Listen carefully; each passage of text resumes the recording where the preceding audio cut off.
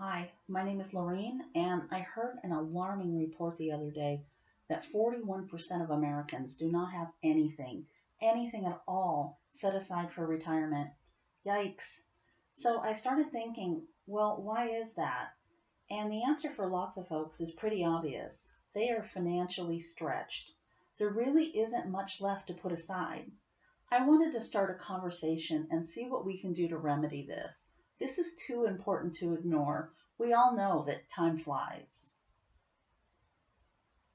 For some reason, we all like money. We all want more money, but oftentimes we don't want to talk about money. We need to fix that one. And if you're feeling strapped or living paycheck to paycheck, you need to bring your spouse or partner in on this important convo. If you're still hanging with me here, and I hope you are, let's keep going. Okay, let's talk about the obvious things in your life you probably spend way too much money on. How important are these things really to you? Can you cut back? Can you make some sacrifice? Here's a couple of examples. Coffee. Do you buy a fancy coffee every day or nearly every day? Or more than one a day? Lunch. Do you go out more than one time a week?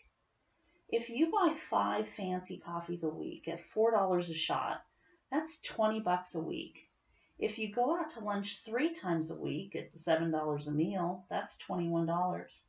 This is all the basic math we learned in second grade. If you can cut this out, that's $40 a week or about $150 to $200 a month.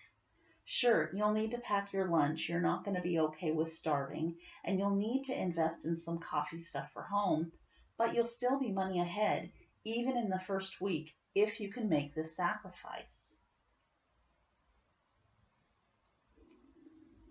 Then there might be a few things you've really not thought about. 20 years ago, most people didn't have a cell phone bill, and cable TV bills were pretty reasonable. But today, we see folks with monthly bills of $200 or more each. You need your cell phone, and you probably need your cable, folks. But have you thought about how to reduce this expense? Here's my suggestion. Go see your phone carrier and have them review your plan and your usage.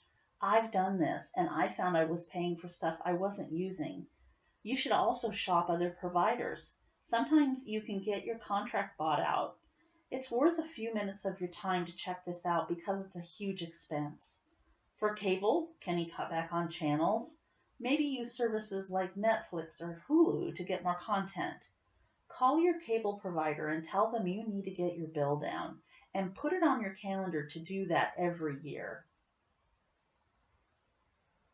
What about your car insurance? When was the last time you shopped it?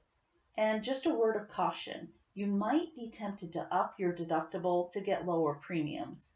But make sure that if you need to file a claim, you can come up with a deductible without going in debt for it.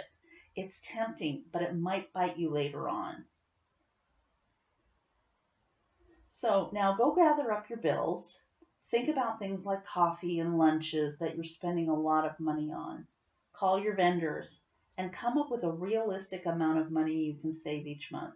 Hopefully you found around $100, maybe more. Just get committed. If there's two of you, make sure you're both on board.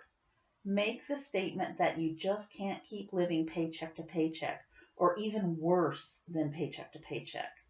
If you're ready to take this leap, I hope you'll join me again for the next video in this series.